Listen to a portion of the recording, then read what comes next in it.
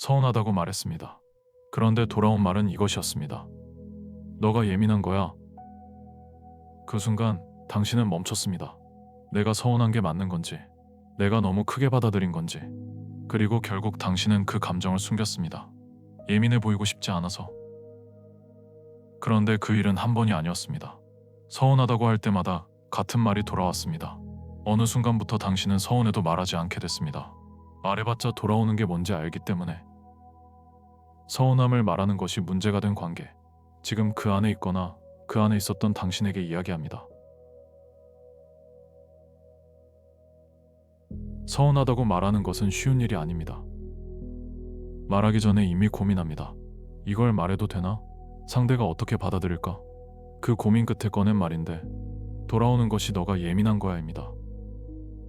혹은 이런 형태로도 옵니다. 왜 그런 걸 가지고 그래? 그냥 넘어가면 되잖아. 나는 그런 뜻으로 한 말이 아니야. 표현은 달라도 결과는 같습니다.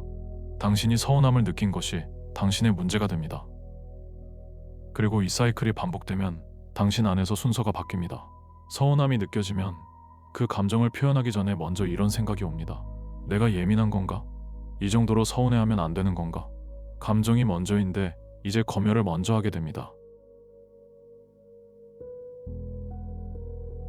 그 사람이 당신을 깎아내리려고 한 것이 아닐 수 있습니다. 그 사람에게 누군가의 서운함은 불편한 것입니다. 자신이 뭔가를 잘못했다는 신호처럼 느껴지기 때문입니다. 그것을 받아내려면 그 사람 안에서도 감당해야 할 것들이 생깁니다. 자신이 뭔가를 잘못했다는 느낌, 사과해야 할 것 같은 압박, 길게 설명해야 하는 상황이 생기는 것. 그 사람에게 그것은 불편합니다. 그런데 그 사람은 그것을 다루는 방법을 잘 모릅니다. 배운 적이 없기 때문입니다. 감정을 꺼냈을 때 그것을 함께 들여다보는 어른들이 주변에 없었거나, 갈등이 생기면 덮거나 피하는 것이 반복되는 환경에서 자랐거나, 그 사람에게 좋은 관계란 마찰 없이 흘러가는 것이었습니다. 그래서 당신이 서운하다고 말하는 순간 그 사람은 그 불편함을 빨리 끝내고 싶어집니다. 가장 빠른 방법은 당신의 감정을 과도한 것으로 만드는 것입니다. 당신이 예민한 것이 되면 그 사람이 다뤄야 할 것이 사라지기 때문입니다. 이것은 의도가 아닙니다. 그 사람이 상대의 감정에 반응하는 방식입니다. 더 복잡한 경우가 있습니다. 그 사람이 실제로 당신이 예민하다고 믿는 경우입니다. 그 사람의 기준에서 당신이 서운해하는 것은 과도합니다. 그 사람은 같은 상황에서 그렇게 느끼지 않기 때문입니다. 그 사람에게 그 정도는 그냥 넘어가는 것이고, 서운함을 말로 꺼내는 것은 크게 반응하는 것입니다. 그것이 그 사람이 배운 기준이기 때문에 당신의 반응은 그 기준을 벗어납니다. 그래서 그 사람은 당신이 예민하다고 판단합니다. 틀린 의도가 없습니다. 하지만 그 판단이 당신에게 미치는 영향은 같습니다. 당신의 서운함을 당신의 결함으로 만드는 것입니다. 그 사람의 기준이 맞고 당신의 기준이 틀린 것이 아닙니다. 두 사람의 기준이 다른 것입니다. 그런데 관계 안에서는 어느 사이에 한 사람의 기준이 기본값이 되어버릴 때가 있습니다. 그 사람이 불편해하지 않는 수위가 기준이 되고, 당신의 서운함은 그 기준에 맞춰 값이 매겨집니다. 그 사람은 당신을 바꾸려는 것이 아닐 수 있습니다. 그런데 결과적으로 당신은 자기 자신의 감정을 체크하기 시작합니다. 이 정도면 서운해해도 되는 건가? 이걸 말해도 되는 건가? 자기 감정을 스스로 검열하는 사람이 되어 있습니다. 서운함을 말하는 것은 관계를 흔드는 행동이 아닙니다. 그것은 당신이 이 관계를 진지하게 여기고 있다는 표현입니다. 대충 넘기지 않겠다는 것이고, 이 사람과 제대로 연결되고 싶다는 것입니다. 서운함을 말하지 않는 관계는 평온해 보이지만 두 사람이 실제로 닿지 않는 관계입니다.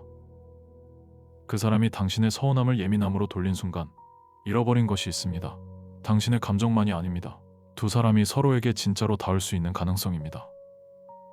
서운함을 말하는 것이 문제가 된 관계에서는 진짜 감정을 나누는 일 자체가 위험한 것이 됩니다. 당신은 그 관계를 지키기 위해 서운함을 접었지만 그 선택이 반복될수록 두 사람 사이의 거리는 오히려 멀어집니다.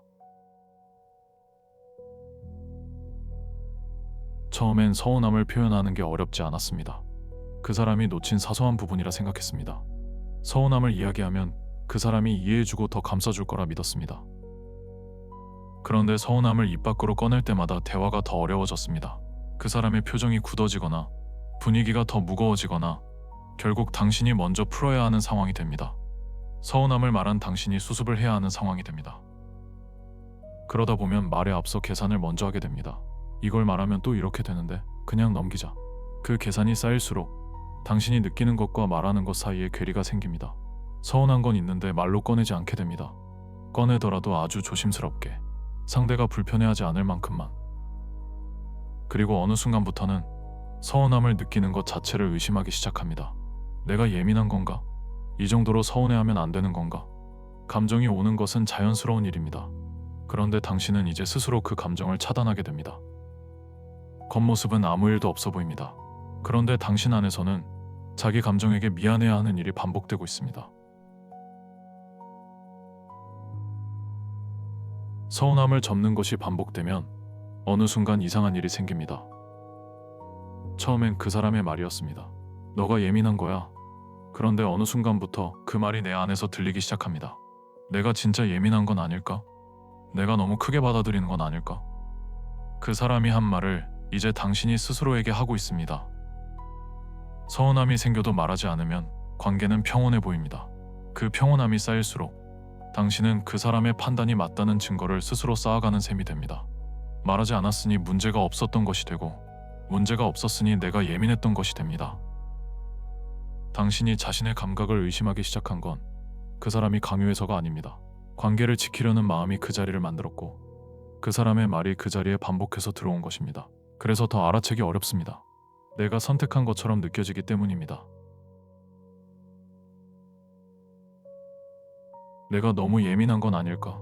이 질문이 가장 오래 남습니다. 그 사람과 멀어진 뒤에도, 새로운 관계가 시작되어도 서운한 감정이 생기면 그 질문이 먼저 옵니다. 내가 또 예민하게 구는 건 아닐까? 이걸 말했다가 또 그 소리 듣는 건 아닐까? 그런데 그 목소리가 그 사람에게서 온 것이 아닐 수 있습니다. 훨씬 오래전부터 있었던 것일 수 있습니다. 어렸을 때 감정을 크게 표현했을 때 왜 이런 걸 가지고 그래라는 말을 들었거나, 감정이 많으면 힘들다는 분위기 안에서 자랐거나, 그 사람의 말은 그 의심을 처음 만든 것이 아닐 수 있습니다. 이미 있던 자리에 정확히 들어온 것입니다. 그래서 그 사람이 떠나도 그 말은 남아있는 것입니다. 지금 올라오는 그 의심이 어디서 온 것인지 한번 들여다봐줬으면 합니다. 내 감정이 보내는 신호인지, 아니면 내 감정을 오랫동안 무효로 만들어온 경험이 남긴 소음인지. 그 둘은 다릅니다. 신호는 당신을 지키려는 것이고, 소음은 당신을 작게 만들려는 것입니다. 서운함은 감정입니다. 맞고 틀린 것이 없습니다. 그 감정이 생겼다면 그것은 존재하는 것입니다. 그 서운함이 적절한 크기인지, 상황에 맞는 반응인지는 그 다음에 천천히 살펴보는 것입니다. 그 순서가 지금 뒤바뀌어 있다면 그것을 되돌리는 것이 먼저입니다. 서운하다고 말할 수 있는 관계여야 합니다. 그 말을 꺼냈을 때 당신의 감정이 문제가 되는 관계가 아니라 그 감정이 함께 다뤄지는 관계여야 합니다. 그곳이 당신이 있어야 할 자리입니다. 당신의 서운함은 교정해야 할 오류가 아닙니다. 당신이 그 관계에서 뭔가를 필요로 하고 있다는 신호입니다. 그 신호를 먼저 당신이 들어줘야 합니다.